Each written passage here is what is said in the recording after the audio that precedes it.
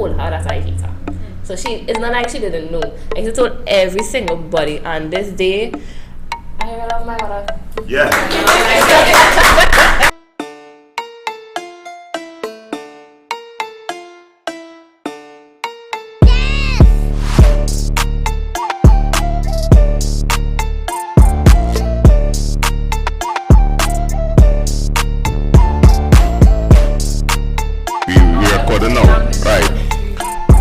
Welcome to On The Beat podcast, right? She said to put my phone across there, but she phone here, right? I can't understand that.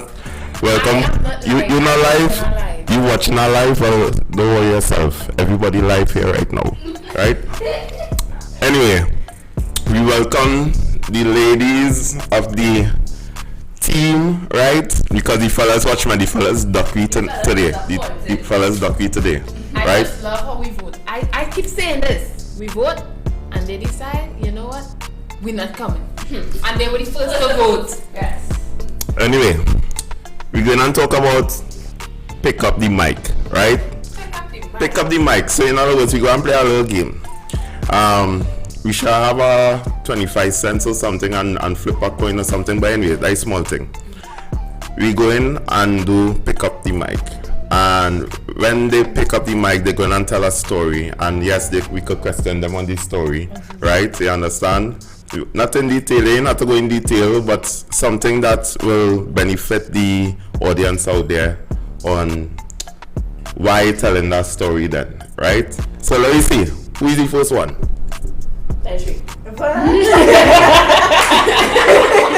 No, but I find Brent should go first. He had Alright.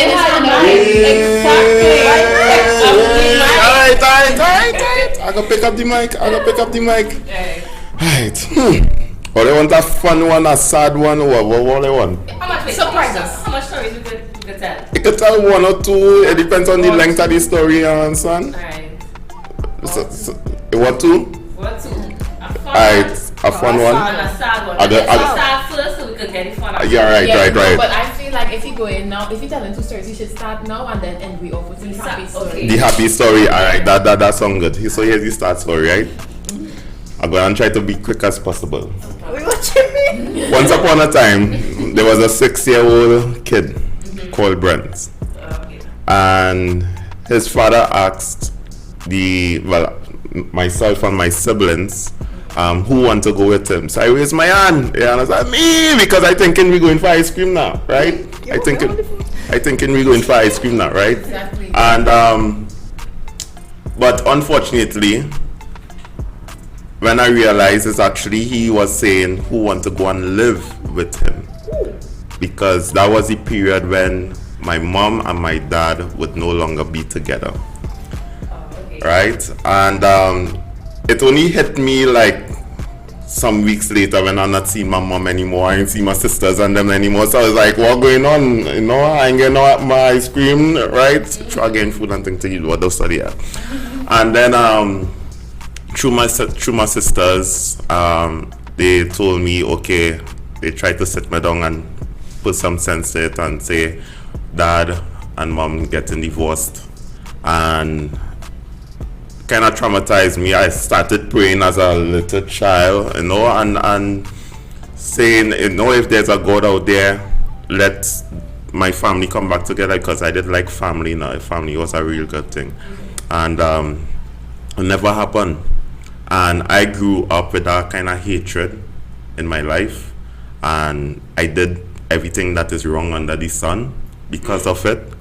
I'm not the guy who I was today, and the kind of things, I think I did everything because of maybe attention, because of my father was always working, so I would be home alone, or I had a maid, right?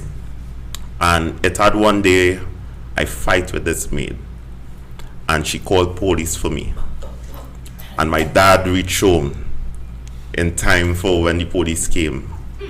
And the first time I realized that my father really standing up for me, when he actually shout out, don't ever call police for his son. And because he was a kind of dad, a kind of commando dad, giving orders kind of thing, he's not a lovey-dovey dad, yeah, and to hear that come from him says a lot for me, and is like I just back, and then I kind of cool down slightly a little bit in high school and thing, but now everything is good. Fast forward, everything is good. Everything is good. You understand? My dad married over. He actually married the maid. Oh, okay. And my mom married over as well, and they are all happy and so on. But life goes on, and unfortunately, I didn't get my prayer answered the way how I wanted to. But it actually caused me to go through a real hard time in life as a child, as a young adult, as a teenager, and now I'm able to swim through it. See? Pick up the mic. Oh yeah, go ahead. What is the question? My question would be, so in terms of emotionally, how do you believe that would have affected you? And do you think that would have caused any trauma to you that you still deal with to this day? Definitely. It haunts me to this day. Definitely, because emotionally, I was, according to my mom, the most quietest child ever.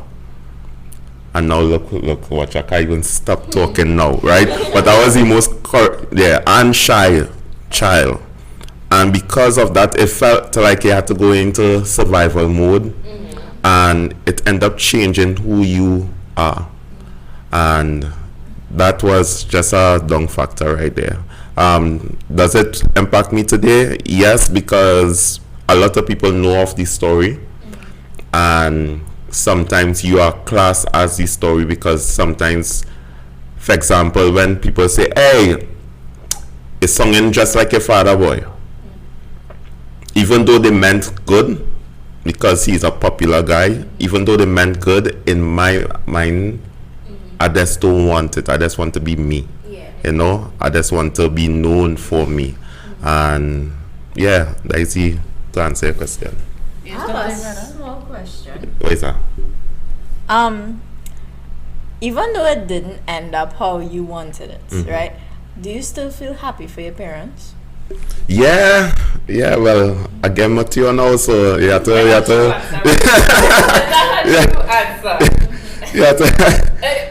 No, because really, you would want your parents. Yes. And you want them to be happy. Yes. But are you happy with how they are happy? Separately. Now, yes. But back then, I think I don't want to say it was selfish, because I was a child. I want something. If I happy, then my mother and them should be happy, not so, right? So yeah, that's the answer to that question. All right. Yeah. Okay. Next. Pick up the mic. That's all. That's what they yesterday. You don't know what you're ready to talk? Anybody else? Yeah, Destiny. We senior. Why me? We senior right Wait. here. Before that, pick up the mic, she going and talk about a happy story or a sad story. Wait, who said I'm picking up the mic?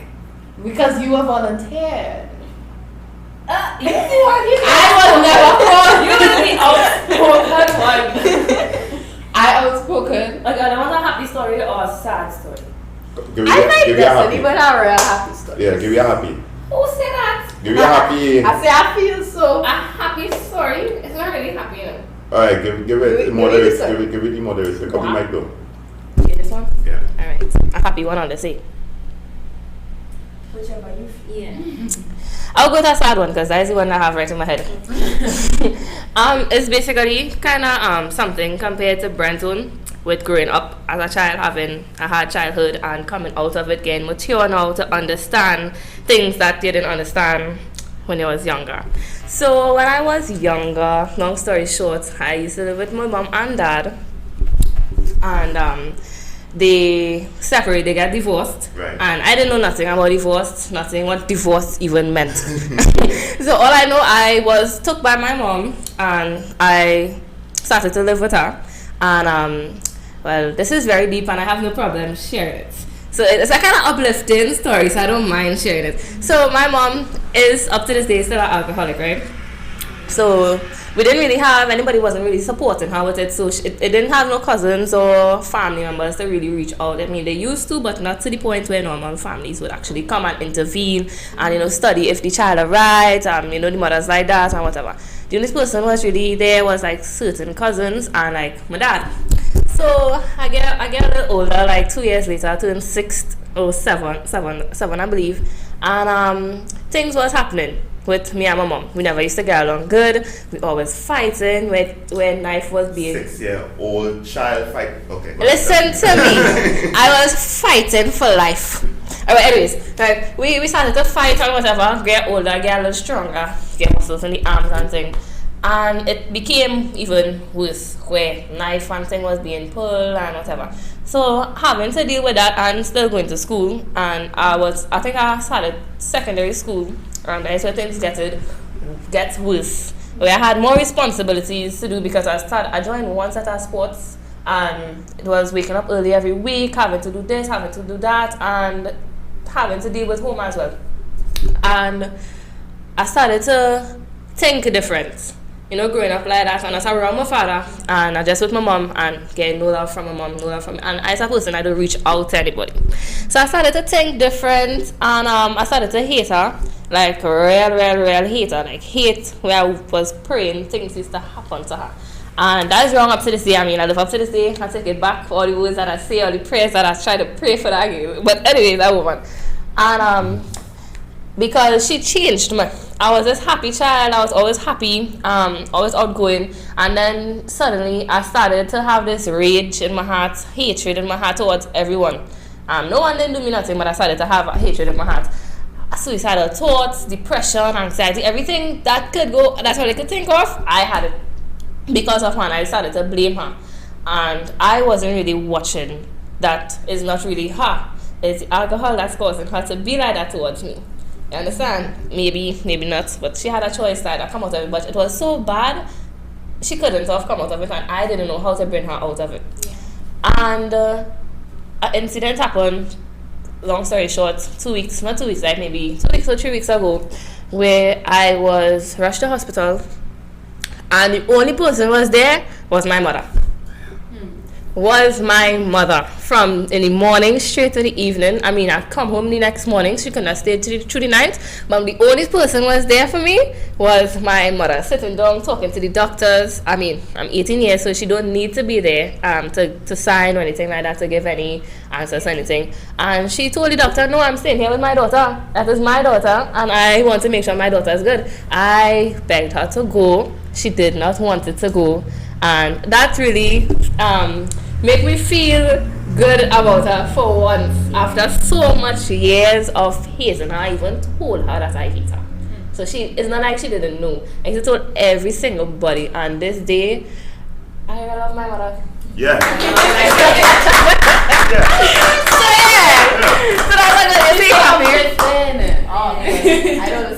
So any questions? Oh wait, before any questions. So that brings me to say, no matter how bad in life things going, when something tragic tends to happen, then you'll actually see who will be there in your little circle. It could be the person that you least expected will pull through. So, any questions? I have a question. Yes. Do you love alcohol today? No. I mean, I drink alcohol. I don't love it where I am addicted to it, but I only drink alcohol occasionally, and I don't overdo it. You know, 2 cups. Yes. Yeah. That's why that question. My question is, so after that experience, how is your relationship at home? Like, do you all communicate better? Well, we don't live together. Okay. So I live with my father, and we don't really me and my mom still don't really communicate the way that we never really used to communicate. Okay. She used to come and still check me a little on and off, but no, we don't live together, so the communication kind of not strong, but it's stronger than how it was before. It used to be weeks I'm saying going without talking to her. Now it's like maybe a day in, day out, I'll still call and talk to her. So she checks up on you more? Yeah, we do. She do. Lexi. Lexi? No questions. Okay, so moving on. Pick up the mic. Pick up the mic. Pick up the mic. Pick up the mic. Pick up. So I decided that I would share one of the most impactful experiences in my life. I would say currently. My dad would have passed away in 2021, May the 28th. That was an extremely difficult experience for me because it was like one of the most, you have those dreams of somebody dying and like you get up tripping in the night and like, but they are alive. I was like, why am I dreaming these things and the person right here, the person alive, and they like dreaming the worst case scenario all the time. Like, I was that type of person who would dream those types of things, and it felt like that dream came to reality. That experience, I would wish for no one to experience. But I would say that it impacted me, the way that I think, the way that I perceive life, the way that I view people, like interactions, the way that I love, the way that I connect with people. That really causes me to be like, life is too short. Love people just because they exist. Love people because they're there for you, and also emotionally, I real cry. I'm a crier, but I real cry for that. Because he was like my best friend. Like if I have to go somewhere, he would drop me, pick me back up. Our connection was good. I wouldn't say that I had a terrible relationship with my dad. It was a really good one. And to go through that experience, especially with my family members, it impacted us so deeply. But I would like to say that, you see, God is such a great, great, great God, because even in his death, he showed me how much he loved me and my father. The amount of people who reached out to us telling us how much they were impacted by him, how much they impacted his life, it was so overwhelming. The amount of calls and the testimonies, you could say people would have said what he would have done that would have impacted them. It goes to show like the littlest of things that you could do impacts people a lot, just by, let me say, somebody cross your mind and you decide to go by their house to check them and not just call. That was a testimony where they say he came and he checked them, and they remember that, and that is years ago that happened. And it's like those little things truly impact people, and it inspired me to be that type of person. To show up for others. If that person cross your mind, message them. Check on your friends, check on people, Even though you're busy, there's 2 minutes to just check in on somebody, 2 minutes to message somebody, 2 minutes to just call to find out how somebody's doing. Because life is difficult, everybody goes through difficult experiences.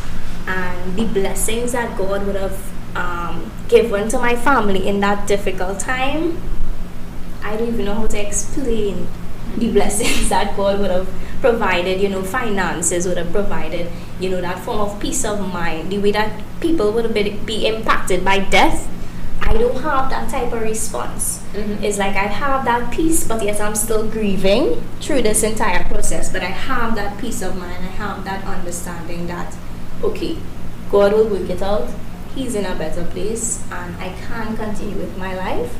But I will still have my moments of crying and feeling grieved and like missing him and stuff. But I would just like to encourage everybody to continue to hold faith, trust in God, and believe that he would work things out for you, even in the darkest times, the most darkest times that you feel like nobody hears you, nobody sees you. God hears, God sees, and he listens to everything that you say, and he will be there for you. So just like put your trust in God, have faith, and continue to be strong. So my question to you is, I know you said that how this experience has caused you to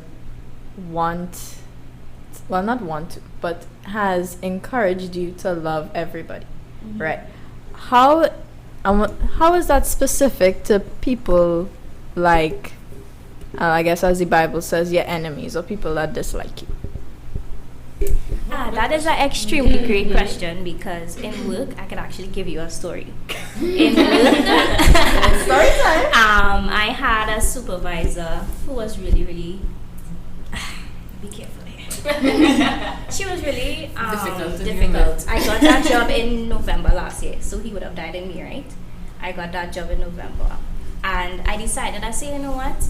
I'm not even going to let she get to me. Because it came across as though she didn't like me and I was developing that type of like hate, and I am not somebody to hate anybody. I never experienced that type of emotion. So I was like, why am I feeling this type of thing towards this woman? Like, why is she getting to me like this? But then I realized that it's just projection. Hate and people who dislike you or people who want to say negative things to you or have anger towards you and always have conflict is projection. Things that they go through, they project onto you. Is nothing for you to take personally. So that's how I deal with it. And even in that situation with her, I decided to choose love, where God was ministering to me, Jada, maybe she's going through something and it's not you. I was like, maybe God is putting me to a test here, because I'm saying I never experienced that type of emotion towards somebody before. So when I put my pride aside, I said, all right, I'm gonna talk to the lady. Spoke to her, and I got the understanding that she really was going through something, and it wasn't really me that the problem was lying at.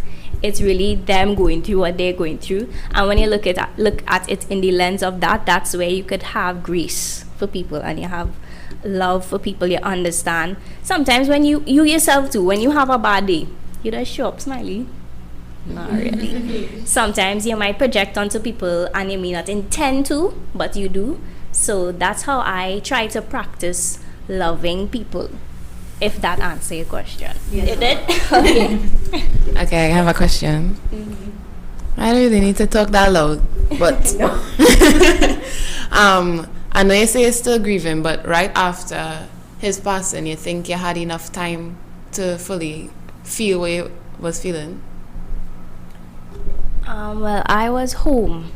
I was in quarantine during that time frame, so it's like I couldn't run away from anything. So I was allowed that time to grieve. I was allowed that time to feel my emotions. And I'm the type of person to allow myself to feel how I feel. I don't care what anybody say. Yeah. If I out the road and I feeling sad, it's going to show on my face. And that's just how I am. I'm a very emotional, expressive person. So I did allow myself to. But of course, healing takes time. Yeah.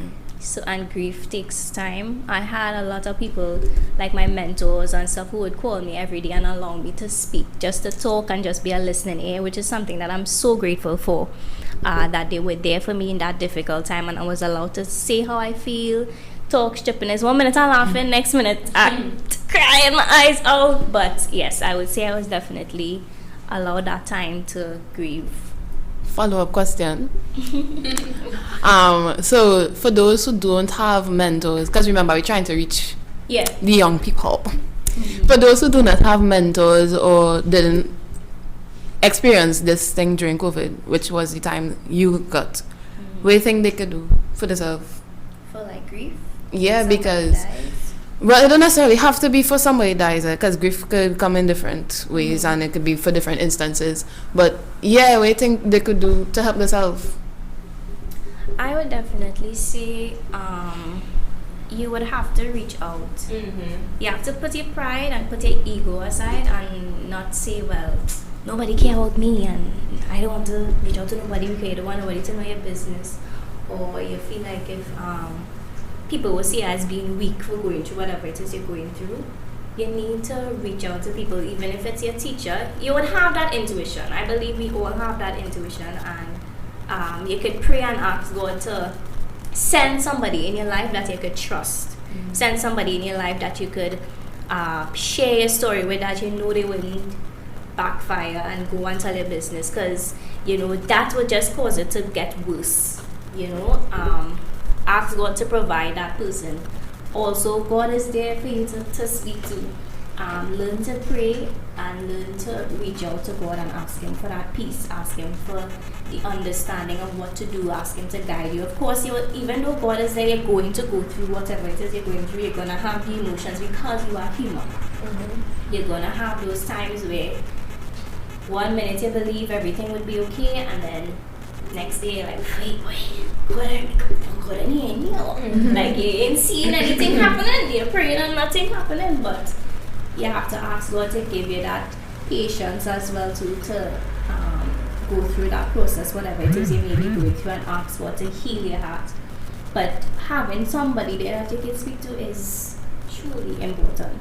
So, as well, what we could do as young people is create safe spaces for people to be able to reach out to us and just talk, just be a listening ear. Just talk and say whatever it is you're going through without judgment, without giving advice, because sometimes you don't want advice. Sometimes you just want somebody to hear what it is you have to say, and that is it. So as friends, as colleagues, as I say, as friends, as colleagues, we need to create safe spaces for the people who are in our circles, because life is not just about partying and drinking rum, or going this party, going that party, going this concert, going that concert, and always at this height of hype. We have our low moments. Me? I like my house girl. We have our low moments, and I think that you just know who's your true friends when you're in those low moments and what they say. Seems connected to what destiny. Yeah. Oh my God. But Felicia saying, how I closer to Felicia, right? But Felicia wasn't even comfortable telling me she going up ahead, girl. So why Felicia feeling comfortable to tell other people who she not close to that she going up? Okay. Right? Yeah. So I don't know. But no, it seems rather connected, and I don't mind going next. Yeah. No, I like to see. Pick up the mic. Now, I kind of feel bad a little bit for the sake that the story that I want to say is not sad, but a happy story. Yeah. I know. It might be the only happy story of the day, so best we hear it. We laugh a little bit. I never say it was fun. Right. But before I share, something that I wanted to say is that what you said is so true. Yeah. Because even I, in my low point, really, it's important to connect with God and connect to those special people in your lives. Because I'm telling you, when you give God all that burden, He literally takes it off your shoulders.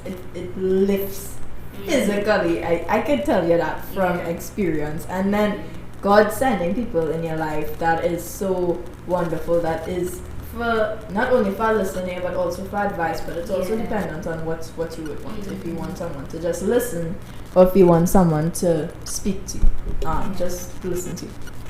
That's my 2 cents based off of Destiny's story and my what. Jada.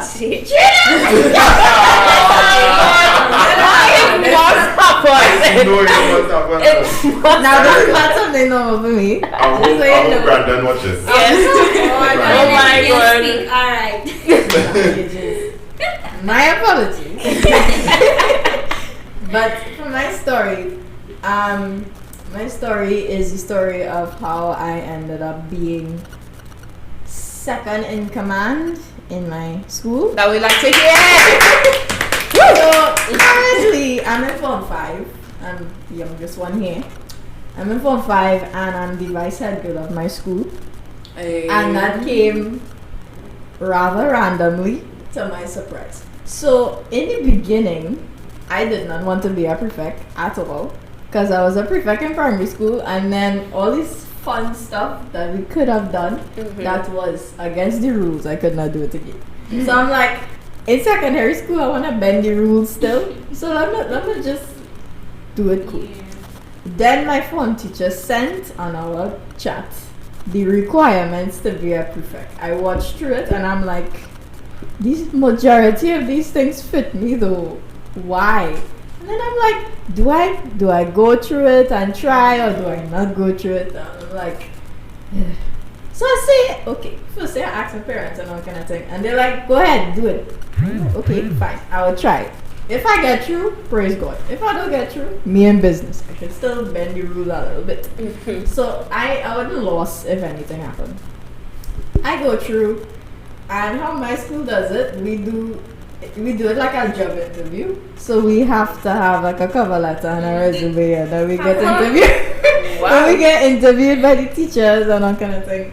So I went through that process like everybody else. I can't remember. I don't think I knew how much people went through that. But everybody went through it who wanted to become a prefect. Everybody was nervous, so it's probably people would be going through a job interview, getting all the answers and everything. And that part of the story cut short. I did get through to be a prefect. Okay, that's regular prefects. For head prefects, which are head girl, vice head girl, and coordinators, which act like deans, they get another interview, and it's 7 of them because it's 5 coordinators for each form, and then vice and head. So there's 7 people who would have the 7 highest marks, in a sense, of the entire interview process. 2 people, let me say 2. So firstly, when they sent out the list for the head prefect interviews, my name wasn't there. I did business. I was content because I'm like, okay, God, wherever you put me, I will work well. So I did business because in the initial part I didn't want to be a prefect, but I ended up being a prefect anyhow, you take it. So I cool, and then I just had a feeling I would be a Form 4 prefect. It come true, I was a Form 4 prefect. And they was going through with the 7 that they had chosen, which with high marks. And before, okay, I'm not say before, but in the process, I don't want to give time because I don't want to say something wrong. But one of my form teachers. Wait, I don't want to say something wrong. This part of the prefect rules. I am not a prefect here. The girl not in school. Thank you very much. She reaches school on Monday morning. We saw something online. I'm not going to school. Miss Wellington. I'm not going to school. But anyhow, so one of my form teachers, he saw the list. Well, everybody knew what the list for the head prefects were, and he was like, outright to her. He's like, I don't agree with some of the people, and I feel like if you should, I would choose you to be a part of the head prefecting. And I'm like, oh, okay. I feel like I might have shilling, but I'm not saying. Well, if I'm not there, I am business, so whatever. And then my interviewers, one of them, which is the same day I got my interview, she was leaving, and I was there. And then she was like, you answered so well, you were so mature, really good comments, and I think she was confident that I would have been a part of the head group too, or really high on the list, because I think for her, what she told me was that I was pretty high on the list in terms of everybody's results that they interviewed. And then I think what did my other interviewer say? I think she echoed the same sentiment, and how she's told me that she thinks that I will go in one of the higher ones. This was before the head prefects just came out.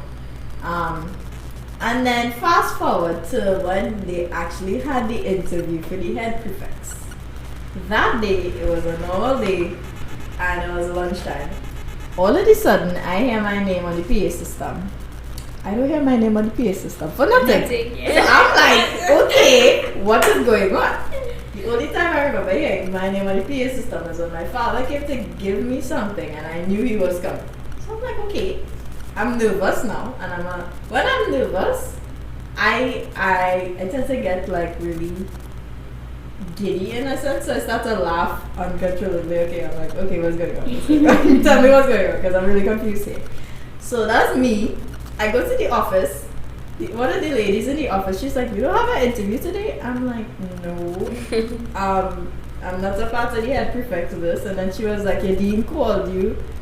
And I'm like, "Okay, where is she?" She gave me directions to where the meeting room was. I didn't follow it exactly. I was just opposite. And I was still kind of giddy because I literally ran to the place. I ran in looking for my dean. And I'm like, "Okay, what is going on?"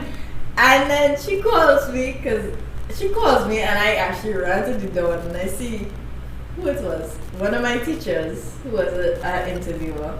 My dean was an interviewer and the vice principal at the time, and then everybody else in the room.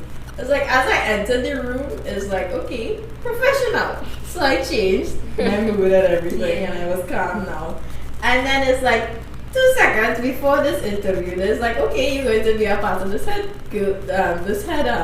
meeting because you're the next person. But they didn't tell me that exactly, but I figured I was the next person in line. Okay. Because one of the persons who was a part of it, she didn't want to be a prefect anymore. I think. Correct me on this, whoever. But I don't think she wanted to be a prefect anymore, so she just bust out in a sense. So I took her place. So 2 seconds before, I learned this, and I'm like, okay, completely unprepared. Because they had this whole session before where they had they had to write up something, who they recommend on the list for which position and whatnot. So for me, I like this because I was able to do it verbally, which I find is a lot better for me than putting it in writing. So I was glad for that. And then it went through the interview like a panel, not panel, yeah, like a panel one, where they just have a conversation with everybody and whatever. And I made my comments, I showed forth and I gave my qualities that I think I would do well in. Everybody, and then the list came out, fast forward to what the list came out. Actually, no, I lied, the list didn't come out. Because, no, here's what happened. I'm in IT, and I'm on my phone because my phone teacher actually messages us during, I wouldn't get school rules, but messages us during school hours. So, and then, as I say, I'm not giving no school rules. Yeah. I had my phone.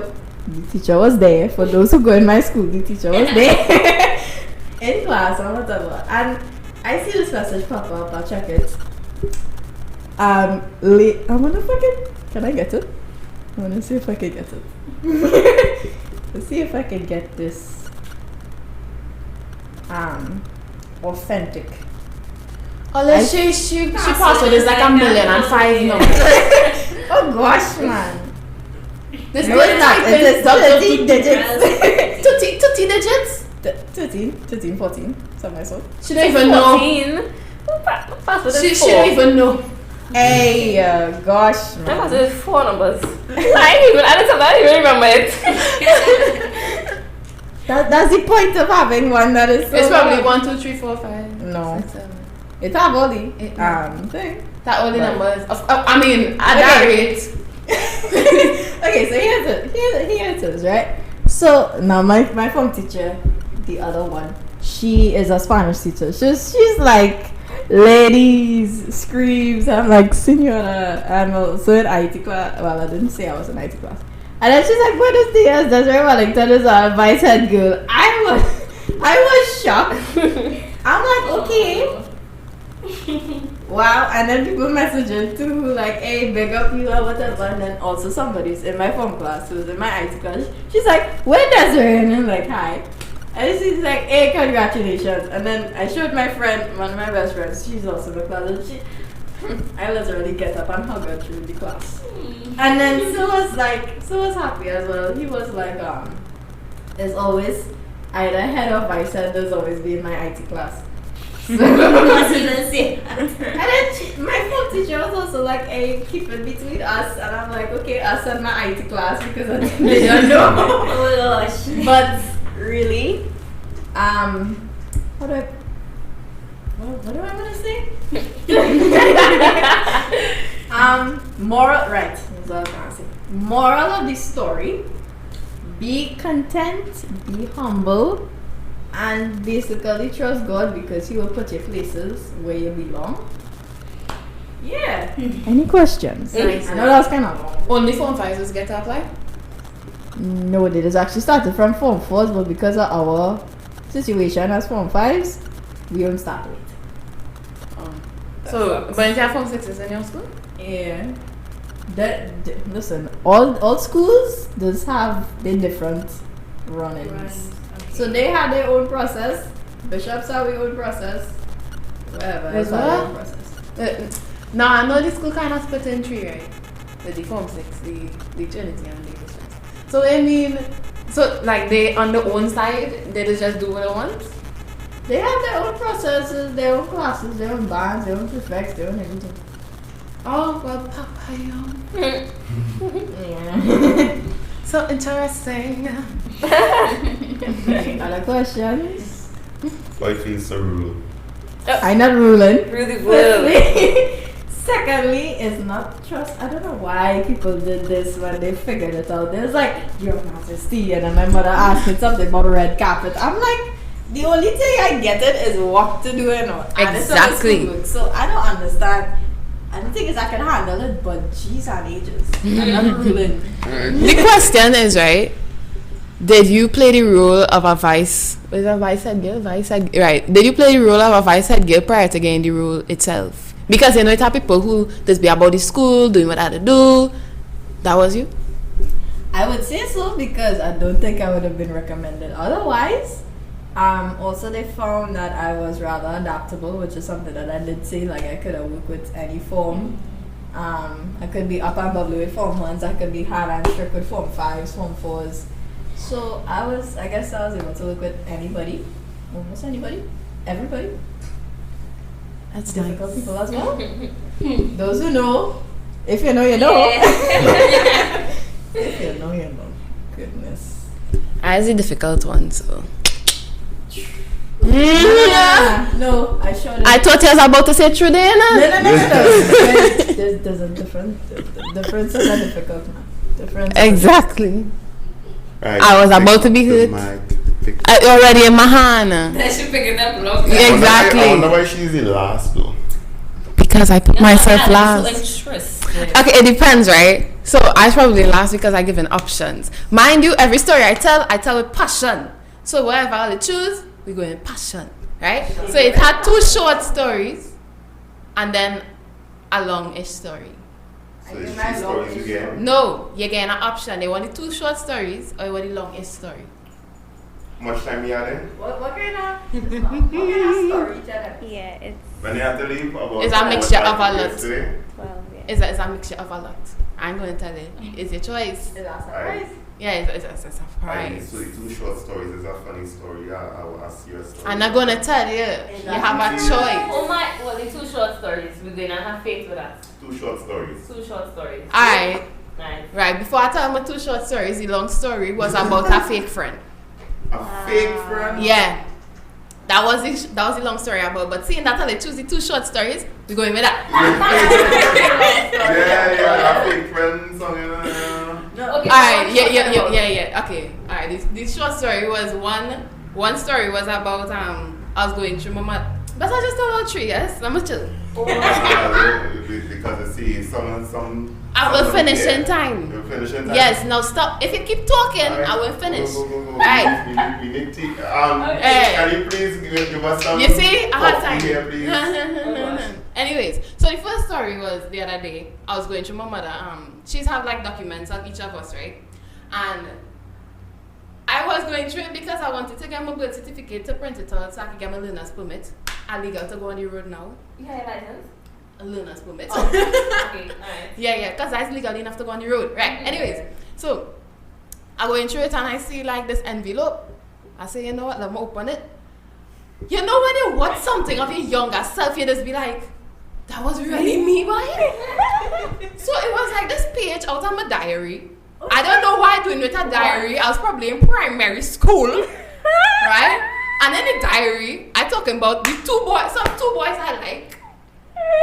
2 boys I like. Yeah. And I remember when my mother come and was like, so you're liking boys? So I read reading through the page in the diary, and that's all I remember. And my mother coming and say, "Oh, you're liking Sansa, and you're studying this and that." And I was like, I reading through the thing, right? Misspelling of words. I could kill myself over boys. And the funniest part was the penmanship was so exquisite. Because it had so much description, describing how the boy looking and everything. So I was like, wow. So that's the end of that story. The point of that story was, sometimes you really go back and watch yourself and be like, that was you, girl? I have a question for that. Okay, go ahead. My question is...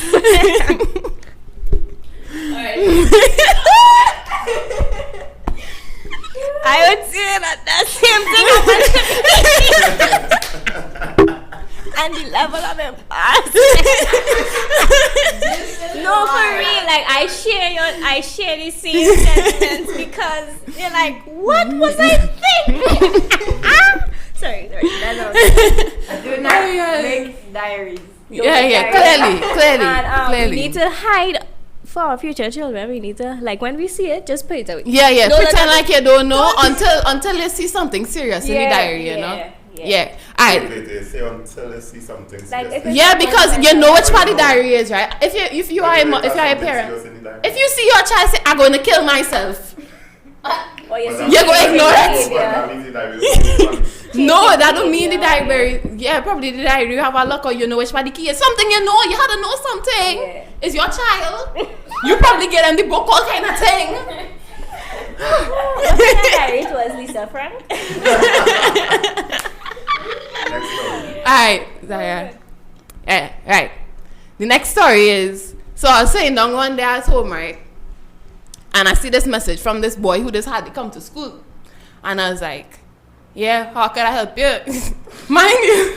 Mind you, I am one of those people, when I walk down the hall, everybody say I have a mother walk, but most people in the school think I mean. Like mean to the point I might slap you in the face if you come and talk to me. But they don't know me. They just think I'm mean. I'm probably the nicest person you'll ever meet. Just saying. But we can see the work. You can see the work, yeah. You can see the work. But yeah. You can see it after. Right. So this was messaging me. You want help, whatever. And I was like, I feel so comfortable talking to you and saying, and I was like, really? Me? And like 2 weeks after that, somebody messaged me and they're telling me all the business. I said, I feel so comfortable talking to you. And just yesterday, alright, so the school have this page, right, that they now come up with NEC Hub. So they have all the bacchanal going on the page. Mm-hmm. My name end up on the page because of my model walk. Let me read it. Hold on. I have it. Yeah, you have 14. I have time. No. 14 characters so for your password and them kind of thing. No, my phone open. Alright. Actually, it have a password, I just looked. Remember, she was on the live. So I was on the live, so the phone was open. Alright. So the comment was, oh God! Don't talk about that Alexia, that Form 6. Somebody signed she have a reckless 24/7 muddling knackers. Oh my goodness. So that was the comment, right? And somebody, I don't know if it's a little Form 2 boy who was his prefect when he was in Form 1. Because I had prefects, so then only Form 6s in my school is with prefects. So the boy, he replied to somebody status and I was like, oh gosh, Holly, go talk about the girls. So I don't know what the person planned on the status there. But the boy real defending me and like, she's the nicest prefect I could ever get and she just try and I like she for that and ting. And I like, who is this? It's a little boy. My point, alright, so it's a compilation of 3 things, right? And the point I'm trying to make with that is, when you think about it, people is really be watching you. And they really be feeding a how and saying, oh gosh, this is really the person. I feel so comfortable with this person. Mm-hmm. And I'm not saying everybody had to be that person. But be yourself unapologetically. Authentic, yeah. So that way, when people come to you, they know you're getting the real. Mm-hmm. Alright. Mm-hmm. Any questions for that story? No. It's not a question. I would just say I am similar, but specifically with boys, because honestly, for my past, I play rough with fellas, with boys specifically, but with girls. So when boys meet me for the first time, I don't know if they get I know I've changed. I don't know if they get I don't know if they still get the rough side, but I still show myself as being tough yet still sweet. That's what we like to see. That's how it should be, right? Okay, so for the fake friend story. So, much like McGill, Desiree here. Desiree. Right. Yeah. I don't mix up name. It's Destiny and Desiree. Yeah. I don't mix up nobody's name. What's your middle name? Shania. Shania is what people call it. I call it by your name, girl. Yeah. So much like Desiree here, I went up for head girl. I didn't get it, but it's fine because in my school I'm popular. Everybody know me. Whether or not it was mine, who they come into when they had troubles? Me. So, oh gosh, that's just a joke. But I'm happy for who became head girl and vice head girl, whatever they call it in my school, I forget. So, what? Deputy, yeah, deputy head girl, correct. Yeah, deputy. So, boom. What was my story? Right, fake friend. So we was going up for the head girl position, and one of my friends, everybody thinking we're best friends, but we're just cool. Right, because she was going to the school with me before we enter Form 6, so that's just somebody I went to school with, and I was like, oh, you know this girl, I know we should just continue talking to one another, why not? So, it's a friend group, and of the friend group, 3 of us went up for head girl, right? So, let's call my friend... Miss X? No, like what's your name? We call she Salisha. Because nobody here named Salisha, and that's the first name I come up to my head. Right? So, Salisha, I was like, Salisha girl, you're going up for head girl? She was like, you know how to think about it? Say, alright, this was about a week before. 3 days before, you're going up for head girl? Nah, girl, I don't know, I was thinking about it still. Alright, the day of, I asked Salisha. So, I trying to refine my, because we started to write a letter, right? I trying to refine my letter and thinking, let me organize, let me have the letter looking good or whatever the case is. And I say, Salisha, you put your name to introduce yourself in the beginning of your letter. She was like, no, I ain't really write that, you know. I ain't going up. I say, okay, no problem, Salisha girl, scene. So I ask the next girl, you put your name? She said, no, I ain't really put my name. I say, alright, cool. Lo and behold, now we have to send him the letter on Monday, right? On Tuesday, I asked Salisha, I say, Salisha, you end up going up for head girl? She was like, yeah, guys, I sent in there. I like, wow, Salisha. So, I went outside with my other friends, because usually we walk in groups, right? There's one of the main reasons people think I'm mean, because I walk with people all the time, right? So, you know, like them mean girls in the show, you walk with your crew and you're like, you're all day. Yeah. So, I walk outside and one of my friends, the other one who going up for head girl, we call she Felicia. So, Felicia was like, you know, another person asked Felicia she was going up for head girl the same morning you asked her, and she tells Felicia tell the girl, yeah, I'm going up. But Felicia saying, how I closer to Felicia, right? But Felicia wasn't even comfortable telling me she going up for head girl. So why Felicia feeling comfortable to tell other people who she not close to that she going up? Okay. Right? Yeah. So that got vex. I was like, she's wow. on the couch. I think we should get a pen and a notepad. Nah, that hurt me, you know. One thing's, even though you're not really, really close to somebody, but you consider them a good friend, when they do things like that, it's hard to think, wow, we was ever anything. So, added to that, Salisha loves, and when I say love, it's like it embedded in the girl DNA. She loves to ask me things last minute. Because I is a nice friend. I will say, yeah, I available, no scene, I go be there for you, no problem. I'll tell you who it is after, because I'm positive, you know. I'll tell you who Salisha is. So I was like, first instance, you asked me to come up. All right, so we in student council together, right? Because Salisha is the she's president of Alata clubs. So I was like, Salisha, on Friday student council meeting, I would like to do the calypso that's all they're talking about for Monday, because we're trying to do our Teachers Appreciation Week. And every day they want to do a different item on the morning assembly. And she was asking for interested persons. And I was like, yeah, I would like to do it. Mind you, earlier in the term when we started talking about Teachers Appreciation, and I asked her if I could sing, she was like, no, I don't really want you singing, you know. But Salisha does do everything in school. Salisha is the head of everything. So how you could tell me I can't sing? And I can't sing for the thing, but I have a good voice. Anyways, so I asked Salisha Friday if I could be a part of the calypso. She didn't respond to my message until Sunday afternoon when I had to go dance practice for church.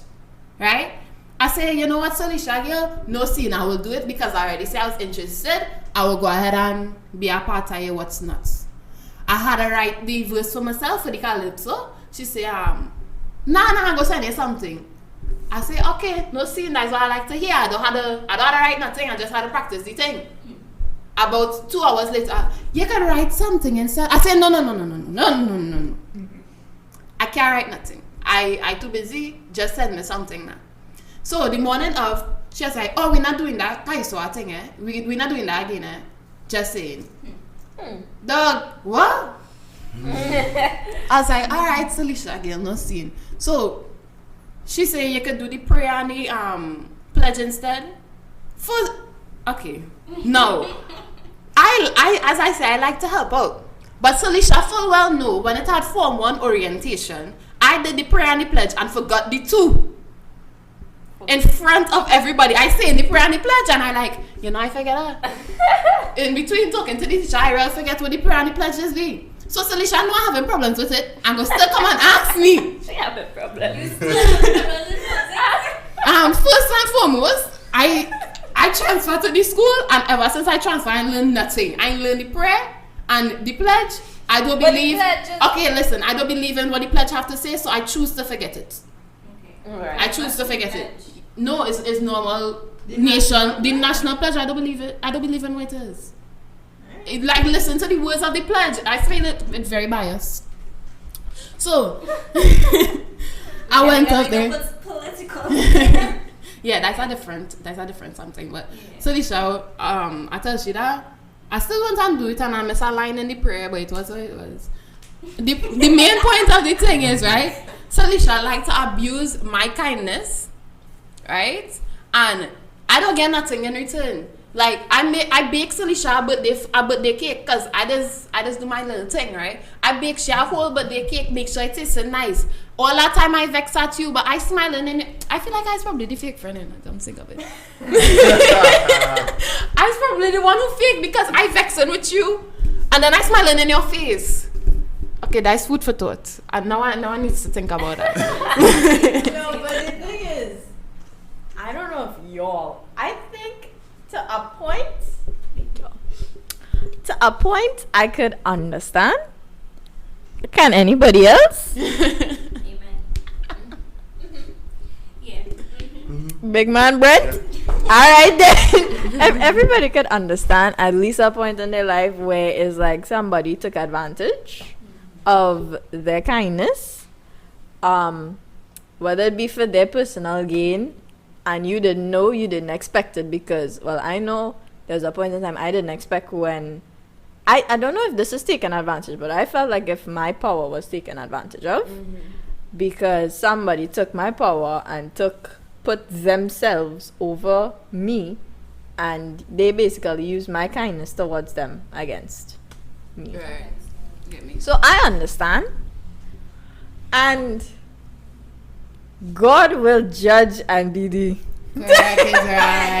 Correct is right. I just saying, like, in those instances, there's the advice part of the story, right? So I had to get serious.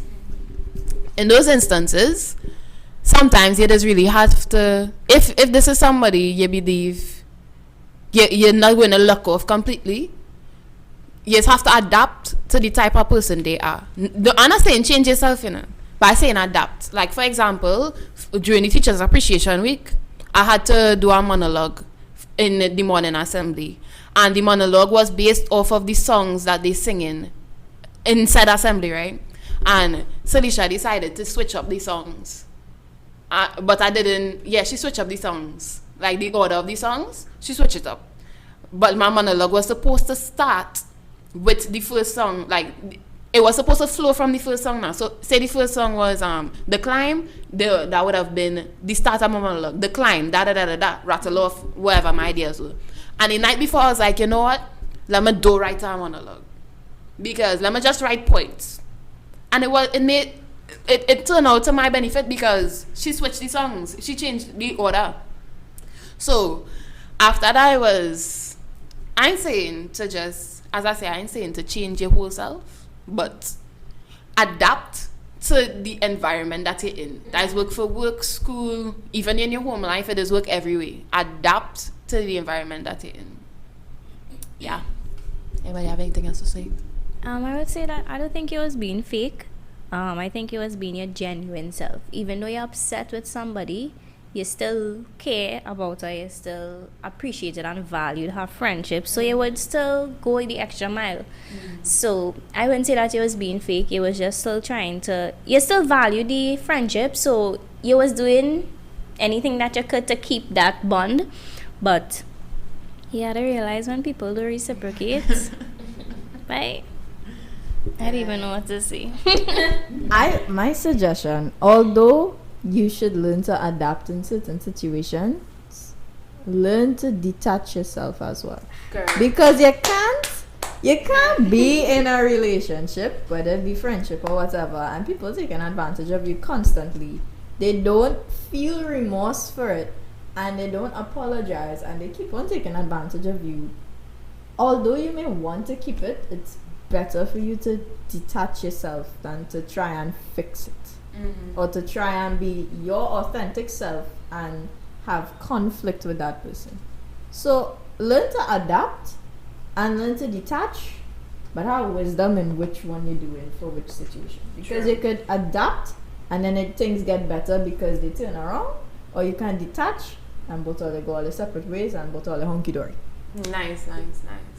That's beautifully said. Also, like, vocalize whenever you dislike things. Like, put your pride aside and say, you did so and so, and that really hurt me. Yeah. How they respond to that, don't feel offended or think. Just receive what they say. If you don't like it, detach. Yeah. You know where you stand. As they say, observe and know how to move accordingly. Yeah. No? You? Okay. Alright. I'm a kind person, by the way. If you didn't know, right? And I'm a kind person, and people let's take advantage of me. And Alexia. Alexia, I did not take advantage of you. Just saying. Anyway. Don't do that in a public forum. Just saying. Now, we run out on time, so therefore I can't say my funny story, and you can't say a funny story. We all can say our funny stories. We didn't have a funny story. Or they didn't have a funny story. Oh my goodness. It was a Brent funny story. But anyway, it was nice. This pickup mic scenario was nice, and we could keep on talking as well. But we have real thing to eat, and we have pizza to bake. I don't know why they. This is the funny one. Watch me, that pizza will have burn. No, that pizza will have burn. You could have excused yourself and you just edit the video. That pizza will have burn. Don't watch me. Brent, I better get that pizza before I leave her. I'll get it. Yeah. So we come to the end of the season, not just the podcast, but the season, right? Season 4. And we want to wish everybody a Merry Christmas and a Happy New Year in advance, right? Yeah. And shout out to Brandon and to Mikael, right? Yeah, shout out to all you.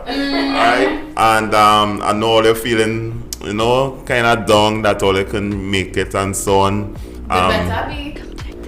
better be feeling down.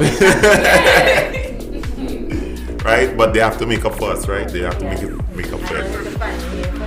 Yeah. Right, but till next time, till next season, we peacing out. We're going to have some fun now. So laters.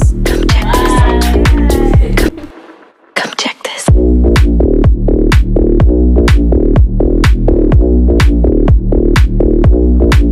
Come check this.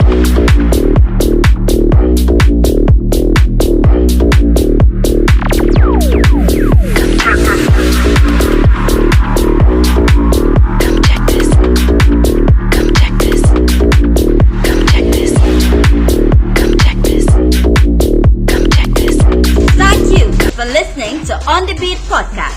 Feel free to share, follow, and subscribe on YouTube, Spotify, Facebook, and Instagram. Stay blessed, everyone.